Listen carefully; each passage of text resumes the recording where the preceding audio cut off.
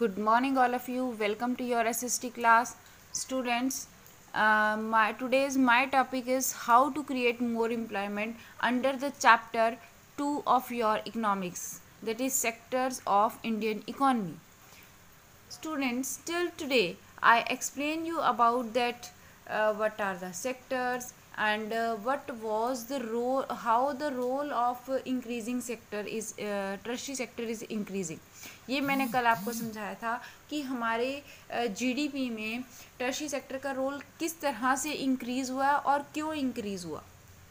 और इसके साथ साथ I also discuss you that why the role of employment is decreasing in tertiary sector but it is high in primary sector. ठीक है, ये हमने कल डिस्कस किया था. Now today our topic is how to create more employment. हम more employment किस तरह से क्रिएट करेंगे, how we have to be create more and more employment into the society. Exactly, students, yesterday I explained you that the main reason in of low GDP by the primary sector is unemployment, that is under unemployment. मैंने कल आपको समझाया था कि GDP में primary sector का role कम होने का सबसे मेन रीज़न क्या है कि वो अनएम्प्लॉयमेंट बनाए रखता है अपनी. हालांकि उसका जो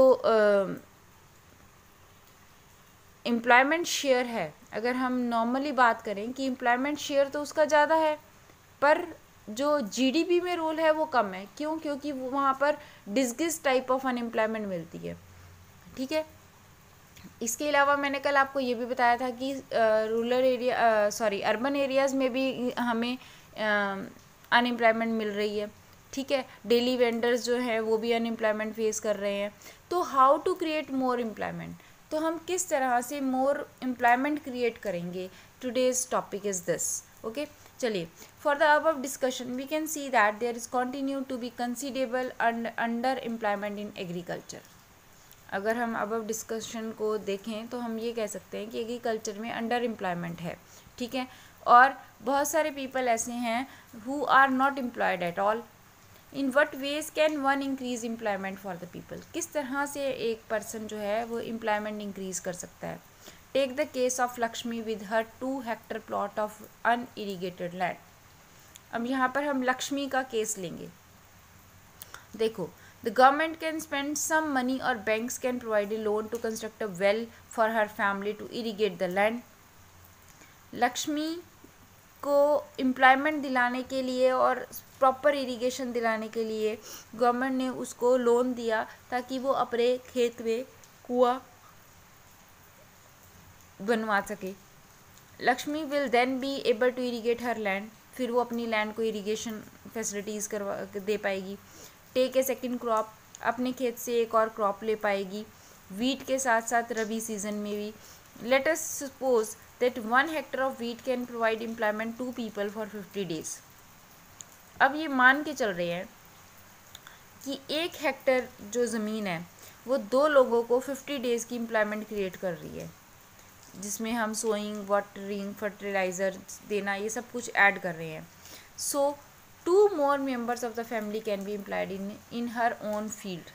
इससे क्या होगा कि उसी की फैमिली के 2 मेंबर्स उनको प्रॉपर एम्प्लॉयमेंट मिल जाएगी. ठीक है, तो इससे क्या हुआ, उन्होंने अपने लिए सेल्फ एम्प्लॉयमेंट क्रिएट कर ली. ठीक है, now suppose a new dam is constructed. अब दूसरा एग्जांपल है कि अगर एक डैम कंस्ट्रक्ट किया जा रहा है to provide the irrigation facilities to farmers. तो एक डैम की कंस्ट्रक्शन जब हम करते हैं तो कितने लोगों को एम्प्लॉयमेंट मिलेगी. बच्चे, एक डैम की कंस्ट्रक्शन के पीछे अगर मैं इमेजिन करूँ तो हम बहुत सारे लोगों को एम्प्लॉयमेंट देते हैं. अगर एक डैम के पीछे हम क्या बनाते हैं, डैम के थ्रू हमने इरिगेशन फैसिलिटीज़ दी, कंस्ट्रक्शन में बहुत सारे लेबर्स लगी, बहुत सारी डैम को मेंटेन रखने में प्रॉपर एक जो है ऑफिस मेंटेन किया गया कि वो इस डैम को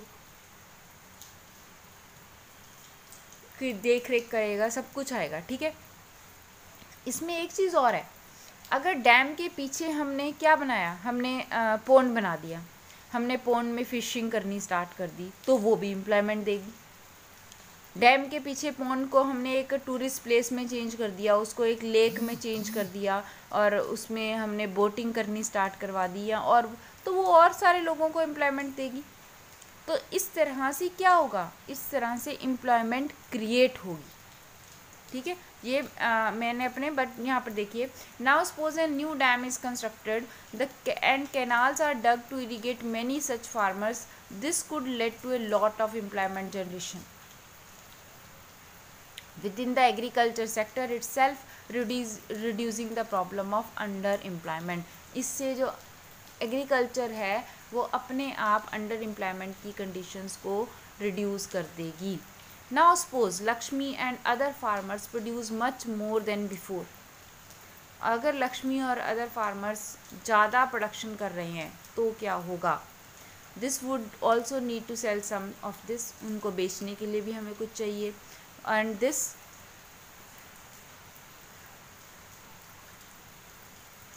प्रोडक्शन को खेतों से मंडी तक ले जाने के लिए ट्रांसपोर्टेशन फैसिलिटीज़ चाहिए। Government invest some money in transportation, storage of crops और makes better rural roads so that mini trucks reach everywhere. Several farmers like Lakshmi who now have access to water can continue to grow and sell these crops. These activities can provide productive employment to not just farmers but also the others such as those in services like transportation or trade. ठीक है, तो ये एक method है self country में employment को create करने के।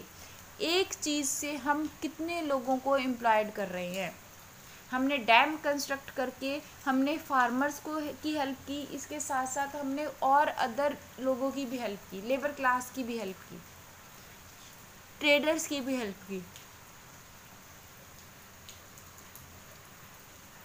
ट्रेडर्स की हेल्प की कैसे, कि ट्रेडर्स को हमने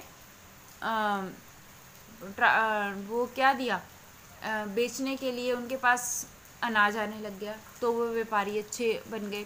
तो इस तरह से we are able to increase the employment opportunities within the country. Lakshmi need is not confined to water alone. अब यहाँ पर एक चीज़ और है कि लक्ष्मी को सिर्फ वाटर नहीं चाहिए, उसको केमिकल्स भी चाहिए, फर्टिलाइज़र्स भी चाहिए, एग्रीकल्चर इक्विपमेंट भी चाहिए, पंप्स भी चाहिए पानी को बाहर निकालने के लिए कुएं में से। तो यहाँ पर भी वो एम्प्लॉयमेंट इंक्रीज़ कर रहा है, जब वहाँ पर नंबर ऑफ़ फैक्ट्रीज इंक्रीज़ हो जाएंगी, पंप्स बनाने वाली और बाकी सब कुछ, ठीक है। So she will have to borrow money from the money lenders. अब इसमें एक और चीज़ है, वो इन सबको अफोर्ड करने के लिए मनी लेंडर से मनी बोरो करेगी, ठीक है। जब वो मनी लेंडर से मनी बोरो कर रही है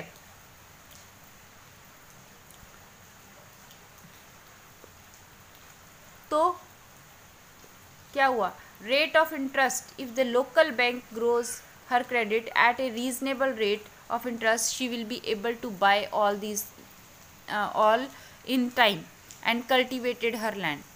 And this means that along with water we also need to provide cheap agriculture credit to farmers for farming is improving. और इसका मतलब है कि लक्ष्मी के पास सब कुछ आ गया, चीप रेट पर उसको लोन भी प्रोवाइड हो गया, उसकी लैंड को कल्टीवेशन भी मिल गई, वो अपनी लैंड को इरिगेशन फैसिलिटीज़ भी प्रोवाइड करवा पाई, ठीक है। तो इस तरह से फार्मर्स का सोर्स ऑफ इनकम इंक्रीज़ हो जाता है। बट मेनली जो लोन वाला टॉपिक है ना, ये हम नेक्स्ट टॉपिक में पढ़ेंगे, मनी एंड क्रेडिट वाले चैप्टर में। उसमें ज़्यादा डिटेल में दिया हुआ है कि इस तरह से ये किस तरह से हेल्पफुल है और किस तरह से नहीं है हेल्पफुल।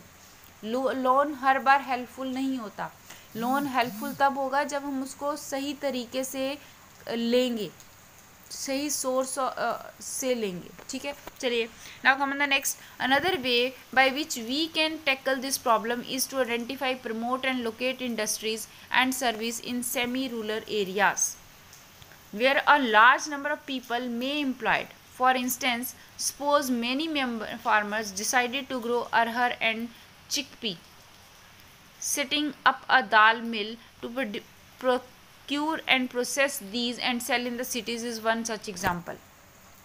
अब देखो यहाँ पर एक सेमी रूरल एरियाज़ में एम्प्लॉयमेंट क्रिएट करने का मेथड दिया गया है कि फार्मर्स ने सपोज दालें ग्रो करनी स्टार्ट करी, तो दालों को ग्रो करने के लिए वो दाल मिल भी लगाएंगे।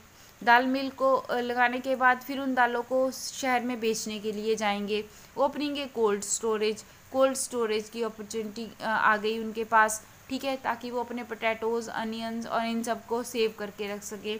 सो in villages near forest areas we can start honey collection centres, ठीक है, हनी कलेक्शन सेंटर्स को स्टार्ट कर सकते हैं। It also possible to set up industries that process vegetables and agriculture produce, और इसके साथ साथ इससे इंडस्ट्री सेटअप होंगी जहाँ पर वेजिटेबल्स को प्रोसेस करके एग्रीकल्चर प्रोडक्शन को यूज़ करके कुछ और जो इडेबल्स हैं वो बनाए जा सके। जैसे पोटैटोज़ प्रोड्यूस किए तो उससे हमने पोटैटो चिप्स की इंडस्ट्रीज़ को इस्टेब्लिश कर लिया, ठीक है। तो इस तरह से we can arrange more and more employment within the country. हमने एक चीज़ के साथ साथ बहुत सारे फार्मर्स, हम प्राइमरी सेक्टर से लेकर चल रहे हैं और सेकेंडरी और टर्शियरी सेक्टर को इम्प्रूव कर रहे हैं। प्राइमरी सेक्टर में हमने फार्मर्स को इम्प्रूव किया बाय इम्प्रूविंग देयर कल्टीवेशन, हमने उनकी प्रोडक्शन को इंक्रीज़ किया, हमने उनको नए मेथड्स दिए कि आप दालें पल्सेस उगा सकते हो, आप पोटैटोज़ उगा सकते हो। यहाँ से उनकी क्रॉप्स इंक्रीज़ हो गई, वो साल में एक की बजाय 2 या 3 क्रॉप्स ले रहे हैं। यहाँ से उनका सोर्सेज ऑफ इनकम इंक्रीज़ हो गया, और जब उनकी कल्टीवेशन इंक्रीज़ हुई, उनकी प्रोडक्शन इंक्रीज़ हुई, और प्रोडक्शन में आने वाले मतलब वेरियस गुड्स आ गए, ठीक है, तो क्या हो गया, वेरियस फूड आइटम्स आई, तो हमने इंडस्ट्रीज़ को इंक्रीज़ किया। इंडस्ट्रीज़ के साथ साथ जब इंडस्ट्रीज़ इंक्रीज़ होंगी तो टर्शियरी सेक्टर ऑटोमेटिकली इंक्रीज़ हो जाएगा। तो in this way we can create the employment, हम एम्प्लॉयमेंट क्रिएट कर सकते हैं, ठीक है। This will provide employment in industries located in semi rural areas, not necessarily in large urban areas, ठीक है। तो ये था कि हम क्रिएट किस तरह से एम्प्लॉयमेंट करेंगे विद इन द कंट्री, ठीक है। Now do you know that in India 46.9% of population belong to the age group of 5 to 29 years, और 52% ऐसी है जो कि एजुकेशनल इंस्टीट्यूशंस में जा रही है, ठीक है। रेस्ट जो है वो घर पर ही है, वर्किंग कर रही है। तो अब लेबर क्लास किस तरह से वर्क कर रही है। Labour, if these children are attend school we will require more building, more teachers and other staff. देखिए वो क्या कह रहा है कि 5 से 29 साल के